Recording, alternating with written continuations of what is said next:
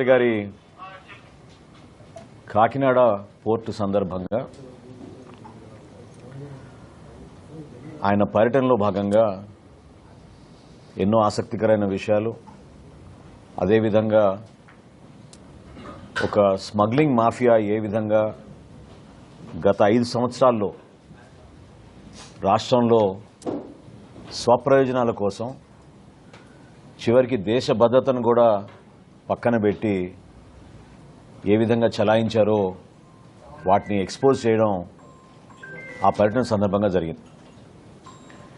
దీని నేపథ్యం మీ అందరికీ తెలిసిన విషయమే. ఆంధ్రప్రదేశ్లో ఈ రోజున 1,48,00,000 రేషన్ కార్డులకి పబ్లిక్ డిస్ట్రిబ్యూషన్ సిస్టమ్ ద్వారా సుమారు 12,800 కోట్ల రూపాయలతోటి బియ్యంని మనం అందిస్తున్నాం.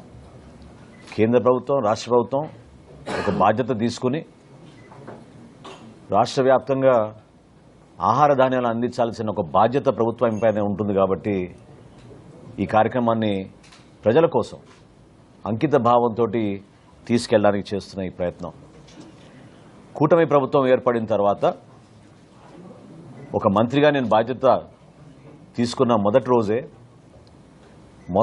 మొట్టమొదటి తనిఖీ నేను చేసింది మా తెనాలి నియోజకవర్గంలో పౌర సరఫరాల శాఖ యొక్క గోడౌన్ని, దాన్ని మండల్ లెవెల్ స్టాకింగ్ పాయింట్ అంటారు. అది అయిన తర్వాత ఇక్కడ విజయవాడ సమీపంలో ఉన్న గొల్లపూడి మండల్ స్టాకింగ్ పాయింట్లో కూడా నేను తనిఖీలు చేశాను.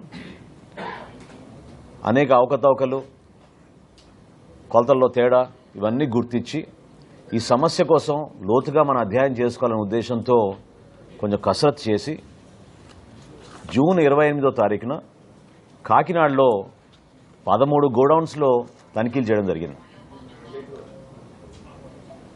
ఈ 13 గోడౌన్స్లో ఆ రోజు జరిగిన తనిఖీల్లో 51,427 మెట్రిక్ టన్స్ బియ్యాన్ని ఆ రోజు సీజ్ చేయడం జరిగింది. ఆ 51,427 మెట్రిక్ టన్స్లో పరీక్షల తర్వాత 25,386 మెట్రిక్ టన్స్ పీడీఎస్ రైస్గా నిర్ధారించడం జరిగింది.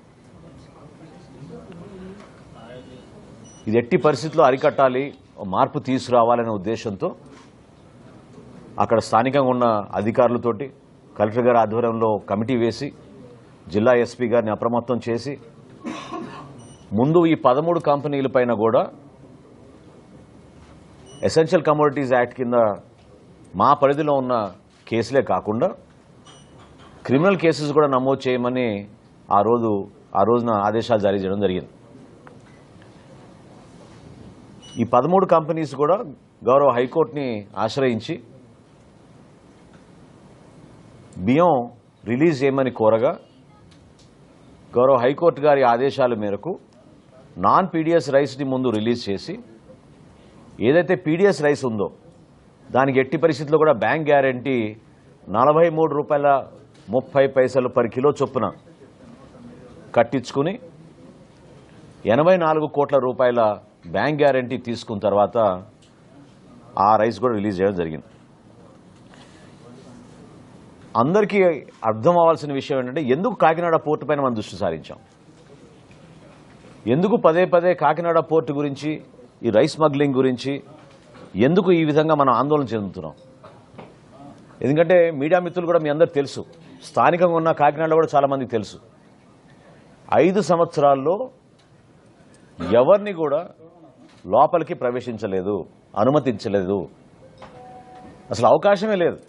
లోపల ఎటువంటి కార్యక్రమాలు జరుగుతున్నాయి, ఎటువంటి బోట్లు వస్తున్నాయి, ఎవరు అక్కడ అధికారులు ఉన్నారు, ఏ విధంగా ఈ కార్యక్రమాలు జరుగుతున్నాయి దానిపైన కనీసం ఒక్క మీడియా మిత్రులను కూడా లోపలికి ఆహ్వానించలేదు, అనుమతి ఇవ్వలేదు.